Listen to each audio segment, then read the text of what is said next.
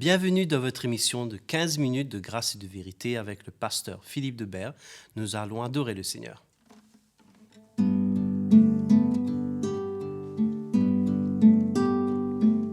Cherche ton Dieu pendant qu'il se trouve. Cherche ton Dieu pendant qu'il est prêt. Cherche ton Dieu pendant qu'il se trouve. Il chassera de toi la crainte. Cherche ton Dieu pendant qu'il se trouve. Cherche ton Dieu pendant qu'il est prêt. Cherche ton Dieu pendant qu'il se trouve. Il chassera de toi la crainte. Il chassera de toi la crainte. Il chassera de toi la crainte. Nous allons maintenant écouter la parole. Bonjour à tous, c'est une joie pour moi de vous retrouver ce matin dans cette nouvelle session de 15 minutes de grâce et de vérité pour cette saison où nous parlons des épîtres de Jean. Et encore une fois, merci Jean-Paul pour ce chant qui nous encourage. Ce matin, nous allons être encouragés dans la parole de Dieu qui nous enseigne comment nous devons marcher dans la lumière. Et l'apôtre Jean, donc dans sa première épître, au chapitre 1, et nous allons parcourir 3 versets. Le premier, c'est chapitre 1, verset 5. La nouvelle que nous avons apprise de lui, que nous vous annonçons, c'est que Dieu est lumière et qu'il n'y a point en lui de ténèbres. C'est vrai que nous servons un Dieu de lumière et qu'il n'y a en lui aucune ténèbre. Il n'est que lumière. Et son plan, bien sûr, c'est que nous puissions marcher dans sa lumière remplie de lui. Cette lumière, elle s'est manifestée aux hommes, nous l'avons vu dans la première session, à travers son Fils Jésus. Et cette lumière est venue nous éclairer nos cœurs. Et Jean, dans son évangile, cette fois-ci, il nous dit que cette lumière, elle est venue éclairer tout homme, mais qu'ils ne l'ont pas reçue comme telle. On a lu cela la dernière fois, vous vous souvenez. Donc, cette lumière, il nous dit dans Jean chapitre 1, verset 9, elle était la véritable lumière, elle est venue dans le monde, elle a éclairé tout homme, et le monde a été fait par elle, et le monde ne l'a pas connue. Alors, nous l'avons reçue. Si nous sommes nés de nouveau, nous nous sommes repentis de nos péchés, nous avons reçu le pardon de nos péchés, et nous avons reçu cette lumière, c'est-à-dire que nous avons reçu le Fils, la vie éternelle. Et la chose extraordinaire, c'est qu'il nous a fait passer d'un monde de ténèbres dans lequel nous étions à son royaume de lumière. Et que son plan, bien sûr, c'est que nous ne restions pas dans les ténèbres. D'ailleurs, Jean, dans le chapitre 8, au verset 12, il nous dit que Jésus leur parla de nouveau et il dit « Je suis la lumière du monde. Celui qui me suit, il ne marchera pas dans les ténèbres, mais il aura la lumière de la vie. » Ça, c'est extraordinaire. C'est ce que nous avons reçu quand nous sommes nés de nouveau. La lumière de la vie. Nous sommes passés des ténèbres à la lumière. Et Jean, chapitre 12, verset 46, nous dit « Je suis venu comme une lumière dans le monde, afin que quiconque croit en moi ne demeure pas dans les ténèbres. » Donc, c'est afin que personne ne reste dans les ténèbres dans lesquelles nous étions. Sans connaître Jésus, nous sommes dans les ténèbres. Nous restons dans ces ténèbres, dans cette mort spirituelle.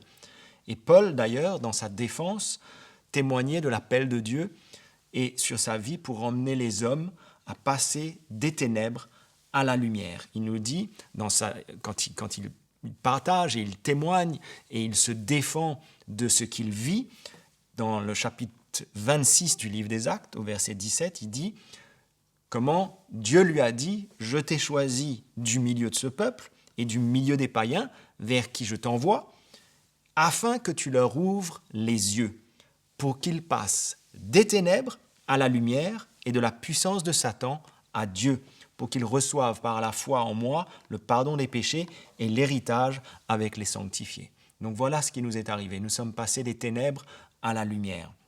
Et beaucoup, en ce temps-là, n'ont pas accepté cette vérité comme c'est le cas aujourd'hui. Beaucoup ne reçoivent pas cette vérité, ne reçoivent pas la lumière qui est Jésus.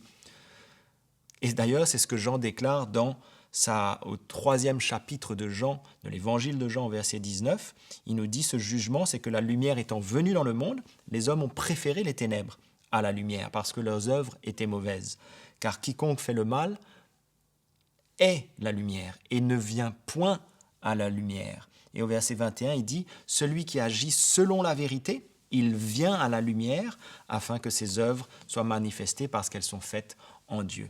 Donc Dieu est lumière et il n'y a point en lui de ténèbres. Et il a envoyé son Fils, Jésus, mourir pour nos péchés.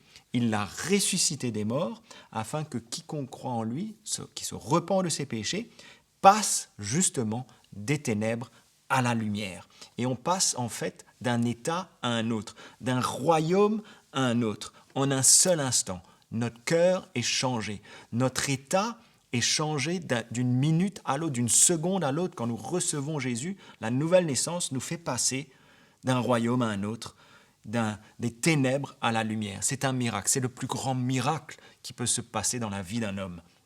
D'ailleurs, l'apôtre Paul dit aux Colossiens, au chapitre 1, au verset 12, « Rendez grâce au Père qui vous a rendu capable d'avoir part à l'héritage des saints dans la lumière, qui nous a délivrés de la puissance des ténèbres, et il nous a transportés dans le royaume de son Fils, dans le royaume du Fils de son amour, en qui nous avons la rédemption et la rémission des péchés. » Donc le Seigneur nous a éclairés de sa lumière, il nous a ouvert les yeux de notre cœur, afin que nous sortions de nos ténèbres et que nous marchions maintenant dans la lumière. Et voilà le plan de Dieu, c'est que nous marchions dans sa lumière. Et Dieu nous permet maintenant de marcher dans la lumière, c'est-à-dire de sortir de cet état dans lequel nous étions et de marcher droitement devant lui. Et c'est ça le défi du chrétien, c'est de marcher droitement devant le Seigneur. On repasse au deuxième verset que nous voulions parler ce matin, donc 1 Jean chapitre 1 verset 6. Si nous disons que nous sommes en communion avec lui et que nous marchions dans les ténèbres, nous mentons et nous ne pratiquons pas la vérité. Jean nous rappelle que si nous disons que nous sommes en communion avec lui, donc en fait que nous marchons avec lui, que nous le connaissons, que nous sommes des chrétiens nés de nouveau et que nous le professons, que nous le disons, mais nos paroles doivent s'accorder avec notre vie. Nous ne pouvons pas continuer à dire que nous marchons avec le Seigneur et en même temps nous marchons dans les ténèbres.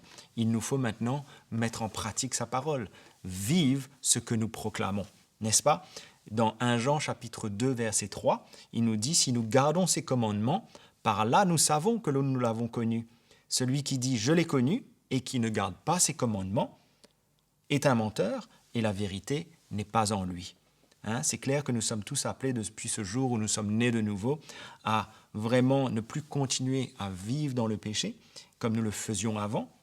Nous ne pouvons plus continuer à marcher dans les ténèbres, mais maintenant il nous faut marcher droitement devant le Seigneur et nous détourner de tout ce qui est encore ténébreux en nous. Et nous avons le Saint-Esprit en nous pour nous éclairer, pour nous montrer ce qui doit encore disparaître de nos vies, ce qui doit être arraché de nos vies. Nous avons l'Esprit de Dieu en nous qui nous montre chaque jour ce qui doit changer et ce qui est encore ténèbres et qui doit être arraché par le Seigneur. L'épître de Paul aux Éphésiens, au chapitre 5, verset 8, nous dit « Autrefois, vous étiez ténèbres, et maintenant, vous êtes lumière dans le Seigneur. Marchez comme des enfants de lumière, car le fruit de la lumière, c'est en fait le fruit de l'esprit, consiste en toutes sortes de bonté, de justice et de vérité. » Voilà comment nous devons marcher aujourd'hui. Amen. Afin que nous puissions aussi être une lumière pour les autres. Quand nous marchons dans la lumière, nous devenons une lumière pour les autres. Nous vivons ce que nous avons proclamé et ce que nous disons. Amen. Et d'ailleurs, c'est ça la parabole de Jean dans l'évangile de Luc, où il nous parle de cette lampe qu'on met sur la table. Dans l'évangile de Luc, au chapitre 11, verset 33, il dit « On n'allume pas une lampe pour la mettre dans un lieu caché. Non, on la met sur le chandelier afin que ceux qui entrent voient la lumière. Et voilà comment nous devons être. Nous devons être remplis de la vie et de la lumière de Jésus. C'est une œuvre de Dieu dans nos vies. C'est une œuvre de Christ en nous. C'est l'œuvre de la croix de Jésus qui a besoin de se faire tous les jours de notre vie. Et il y a bien sûr la parole de Dieu aussi pour nous éclairer, n'est-ce pas? Afin que ce qui reste caché en nous puisse être exposé, puisse nous être révélé, nous montrer qu'est-ce qui est encore caché en nous, qui a besoin de disparaître, afin que nous puissions permettre au Seigneur de mettre sa main dans les choses dans notre vie qu'il veut et qu'il veut nous débarrasser. D'ailleurs, la parole de Dieu, elle est efficace. C'est ce que l'auteur du livre des Hébreux nous dit dans le chapitre 4, au verset 12. Il dit la parole de Dieu, elle est vivante, elle est efficace. Et un petit peu plus loin, elle dit, elle juge les sentiments et les pensées du cœur. Et nulle créature n'est cachée devant lui. Donc marcher dans la lumière, c'est vraiment d'être en communion avec le Père et le Fils. Donc on doit vraiment veiller à ne rien laisser venir affecter cette communion que nous avons avec le Père et avec le Fils. Le troisième verset, et je termine dessus, c'est donc dans la première épître de Jean au chapitre 1, le verset 7, il nous dit, si nous marchons dans la lumière, comme il est lui-même dans la lumière, nous sommes mutuellement en communion et le sang de Jésus, son Fils, nous purifie de tout péché. Quand nous marchons dans la lumière, c'est-à-dire droitement devant le Seigneur, je ne dis pas dans la perfection, mais nous courons vers la perfection. Nul n'est parfait et c'est un travail de Dieu, mais c'est un chemin que nous avons accepté, que nous devons accepter de prendre, c'est le chemin de la sanctification, et sans permettre à quoi que ce soit justement d'entacher notre cœur et que rien ne puisse venir affecter, entacher notre communion avec Jésus. Et il nous dit que le sang de Jésus nous purifie de tout péché. Parce que quand on marche avec le Seigneur, dans la lumière, il arrive malgré tout que nous faillissons. Il nous arrive de tomber. Il nous arrive, on n'est pas parfait. On vit dans une chair d'un homme, d'une femme. Et on tombe, on n'est pas parfait. Et donc, il nous arrive justement de tomber. Et nous savons que le sang de Jésus, c'est-à-dire ce que Jésus a accompli à la croix, l'œuvre de sa croix, est parfaite pour nous permettre d'être pardonnés de nos chutes, de nos erreurs, comme il nous a pardonné le jour où nous sommes nés de nouveau et nous nous sommes repentis de nos péchés. C'est pareil dans notre marche chrétienne. Le sang de Jésus, c'est-à-dire l'œuvre de la croix de Jésus, nous purifie, nous permet de sortir de là, pardonnés après que nous nous sommes repentis de notre péché, de notre faille, quand nous sommes tombés. Donc, mes frères et sœurs, continuons tous les jours de notre vie. Comme nous avons été transportés des ténèbres à la lumière, maintenant, marchons dans cette lumière tous les jours de notre vie, marchons cette marche de sanctification et permettons au Seigneur de continuer à faire en nous tout ce qu'il veut, afin que nous soyons une lumière pour ce monde qui en a tellement besoin. Voilà, j'espère que ces paroles vous ont encouragé et je vous retrouve dans la prochaine session. Quelle grâce d'avoir pu écouter l'Évangile à travers cette session de 15 minutes de grâce et de vérité avec le pasteur Philippe Debert. Je suis sûr que vous avez été challengés et encouragés. Donc, n'hésitez pas à aimer et partager cette vidéo. Et si vous avez des questions et des commentaires, écrivez-nous à l'adresse qui s'affiche à l'écran. Que Dieu vous bénisse.